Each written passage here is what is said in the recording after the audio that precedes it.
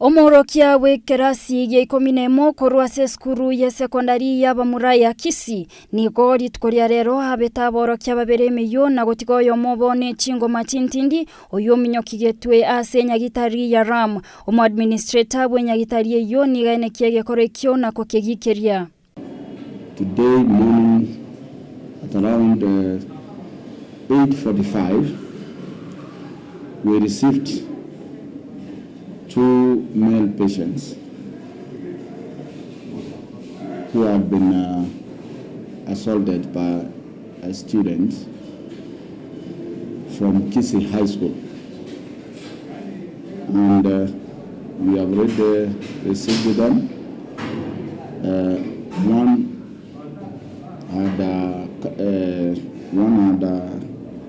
cut wound at the back and the head and the lower lip. The other one had a cut along the cheeks, and one was critically injured. That's Edwin Mukaya. Omoroki oyo Edwin Mukaya nigasaga netwe no omoroki goyo okorokwa Isaiah Flora nyuma yo kumuboria ninkianyorerwa korwase nyumba yo korara kogenda ekerasi nigo omoroki goyo asomereto moyo korwase sogisi na kumubetabeta nyuma yo omoroki onde Elvis Mautogo chasobokonyibwa Edwin korende nigo omoroki goyo amonchokerete na kumubeta boigo nigo Edwin arasenya gitari ya ram asagenderete korwanerera obogima bwaye. The other one has already been treated and has been allowed to go home. But for the case of Edwin Mukaya requires further treatment. So we are yet to observe what is likely to be done while he is undergoing treatment. Nigo ngina Edwin aboririe serikali kwa maiso igoro yoborendi asechi skuru. Sasa naomba serikali ichunge walimu